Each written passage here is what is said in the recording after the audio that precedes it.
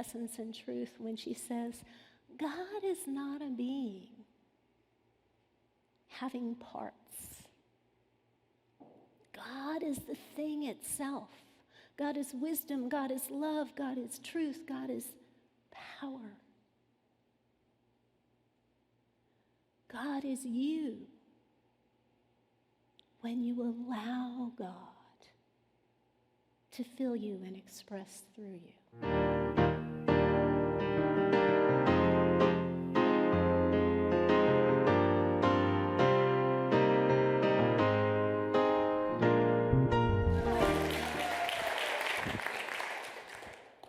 You know, some days I'd just like to sit and listen to you guys. Thank you so much. Such a beautiful message. Yeah. Such a beautiful message. We're never alone, and we will always be led home. I wonder how far that extends. Space, the final frontier. These are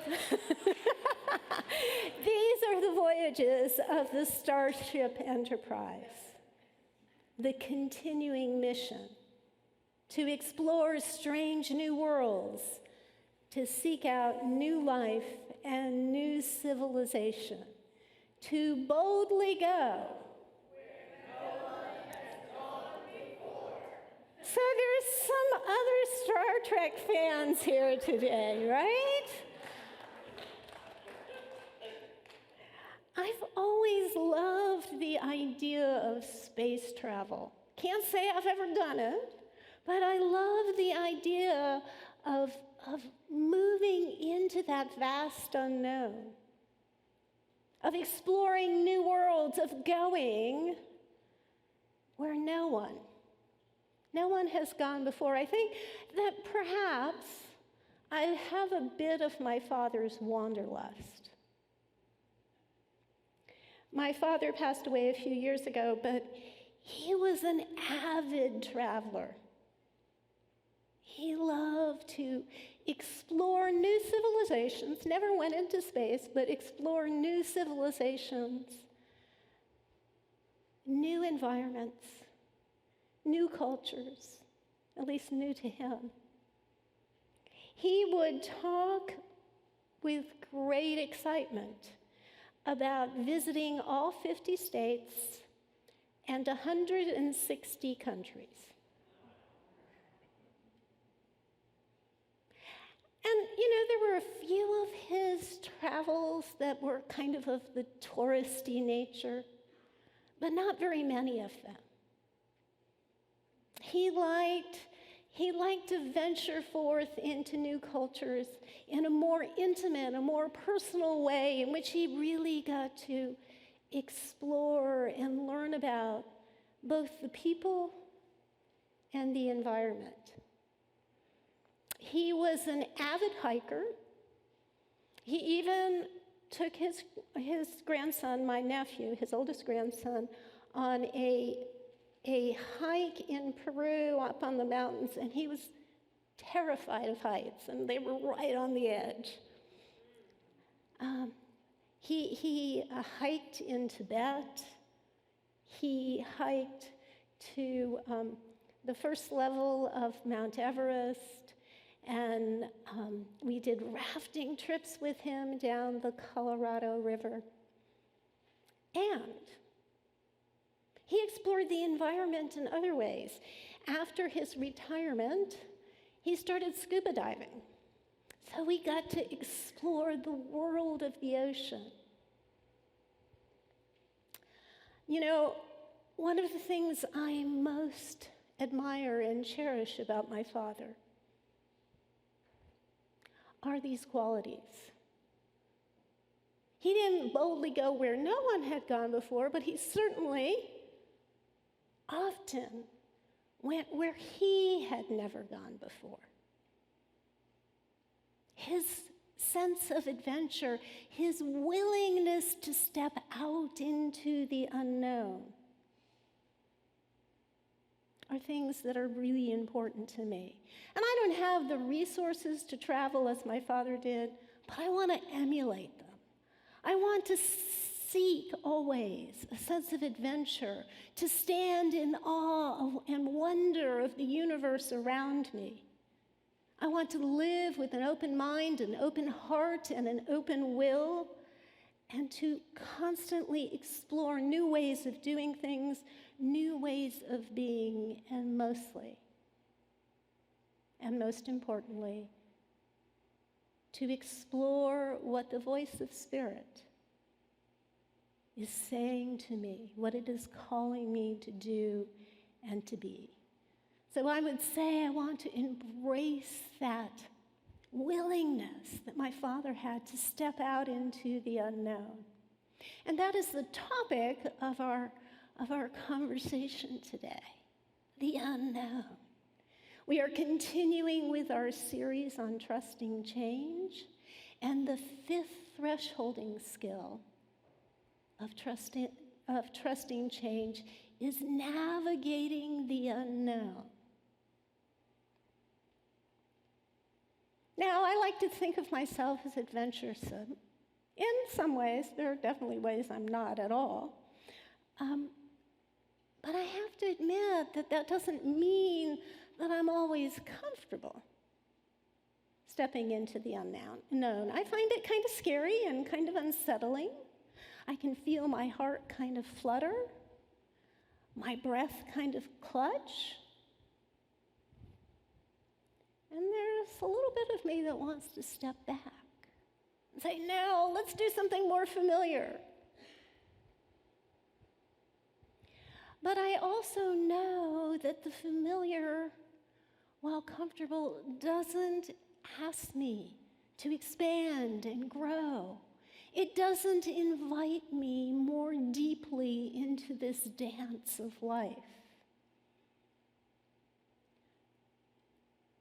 The human mind prefers to know what is known. We want to kind of clamp down on the unknown, kind of control it, try to define it.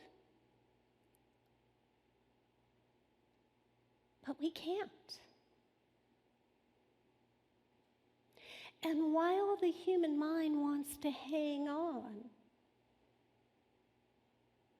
my experience has been that the times in which I have stepped forward into the unknown, the times in which I've allowed myself to venture forth and to explore things in new ways, to let go of my preconceived mindset,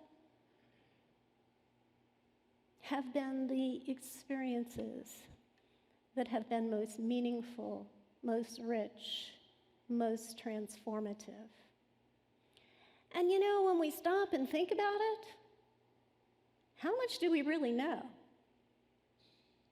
We wake up in the morning, but do we really know what's going to transpire in our day?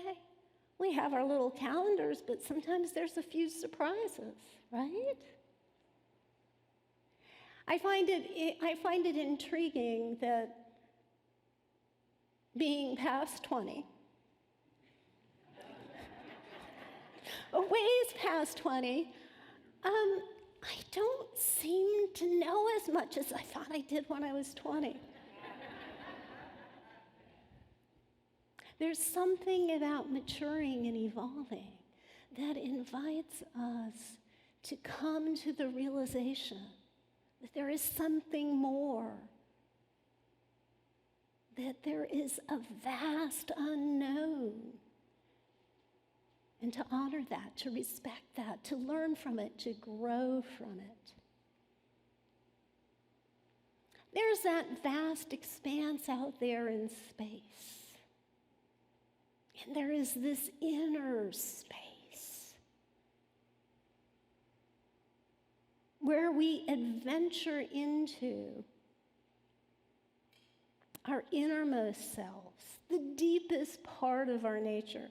Dare I say, the wildest part of our nature?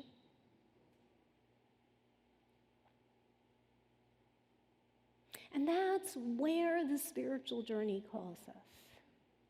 It constantly beckons us. It continually calls us to discover, the truth of who we are, not from a limited mind space, but from the deepest level of our nature where we truly are divine. I like the way New Thought artist Eddie Watkins says it. He says, I am the place where God is, lives and moves and has its being.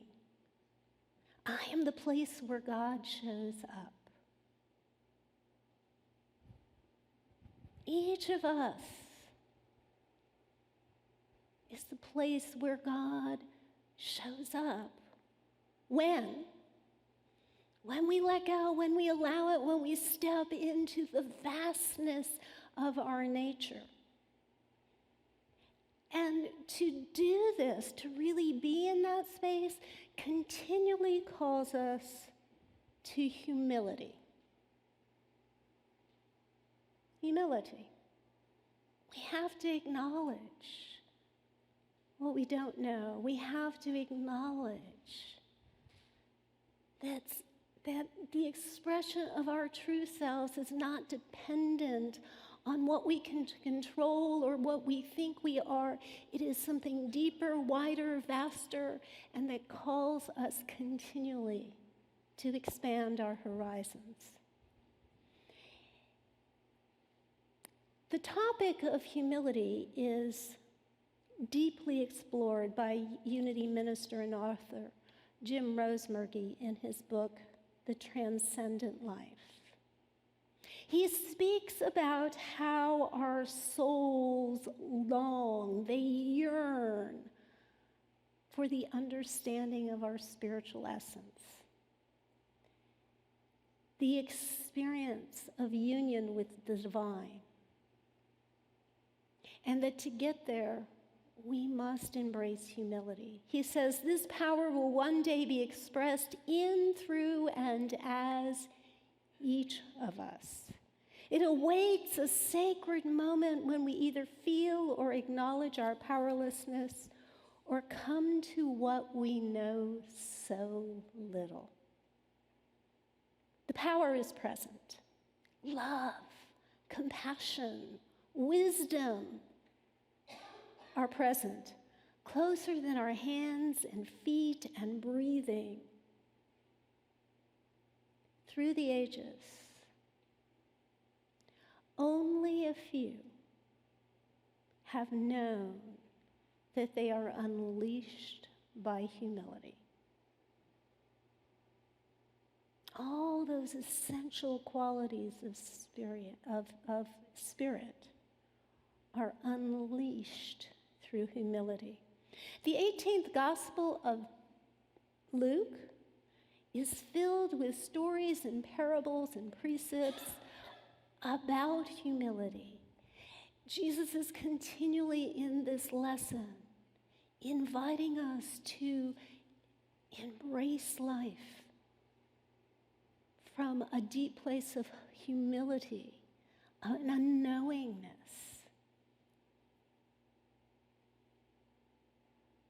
And he says, well, he doesn't say it exactly this way. He's constantly inviting us to realize that it is not I, but the Christ within, the Spirit of God within that does the work. One of my favorite quotes from this chapter says, wrong quote. Let the little children come to me and do not stop them, for it is to such as these that the kingdom of God belongs. Truly, I tell you, whoever does not receive the kingdom of God as a little child will never enter it. Unless we receive the kingdom of God as a little child, we will not live into the fullness of the experience of the divine in us, through us, as us in the world. Jesus' message was all about the kingdom. And this is the way we get there, through humility. Now, if you stop and think for a moment, Jesus' choice to use the little child as an an example of humility is rather interesting. Children are not necessarily always humble.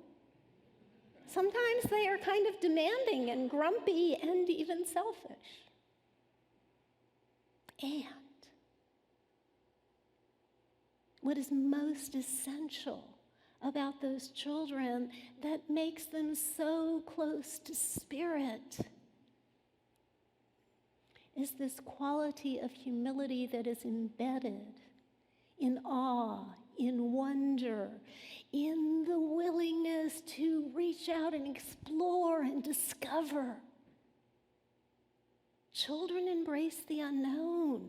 They're intrigued by it. They want to delve into it. Us, maybe not so much. I mean, as we grow and mature, we lose that sense of wonder. It can become diminished.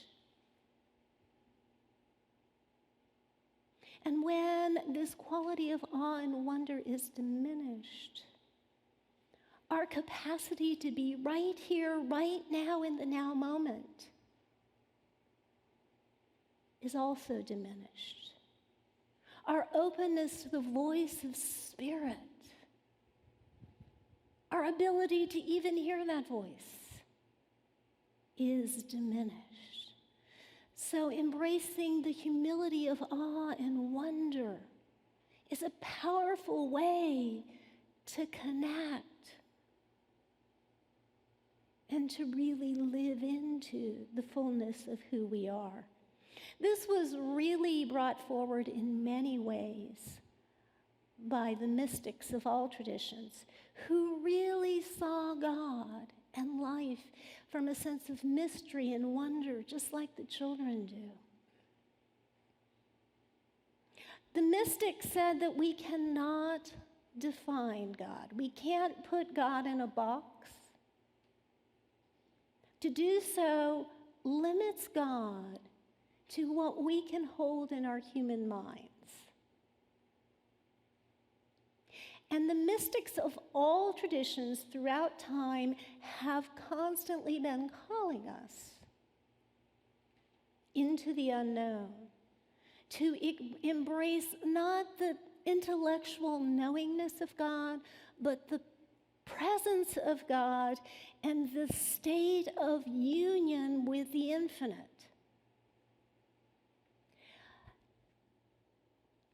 As early as the 5th century CE, Pseudo-Dionysius said, "As far as possible, mount up with knowledge into union with the one who is above all being and knowledge.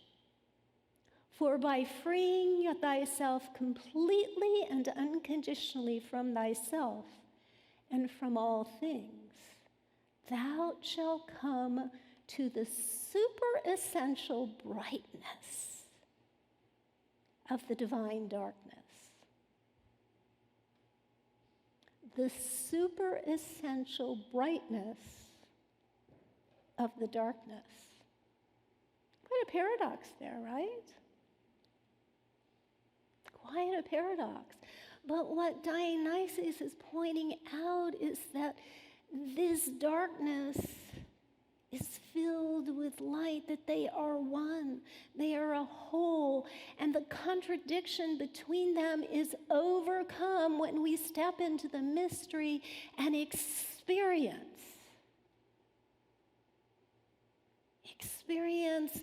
the infinity of God and the power and potential of God to express in, through, and as us.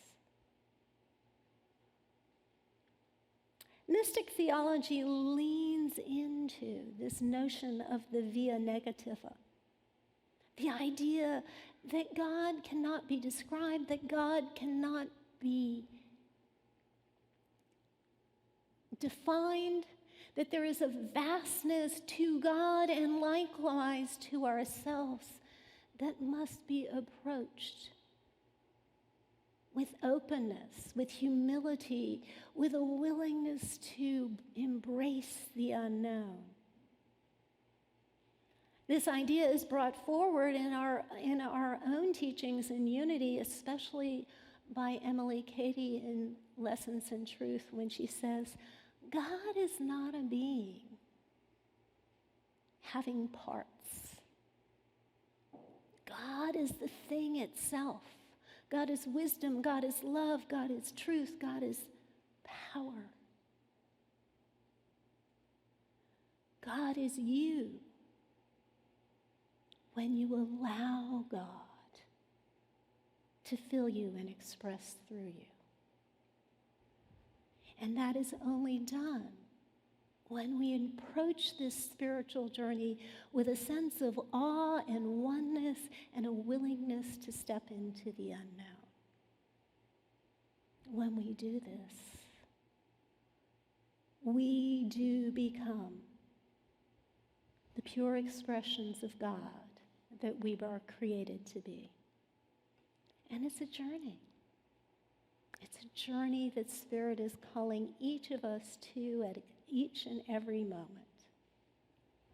I'd like to close with a quote by the mystic Rumi, and I'm not going to attempt to define it or analyze it or interpret it for you. I invite you to reflect on it as you go forward this morning. We come spinning out of nothingness, scattering stars like dust. We come spinning out of nothingness, scattering stars like dust. I invite you to step into the unknown and get really clear about what Spirit is calling you to do and be. Namaste.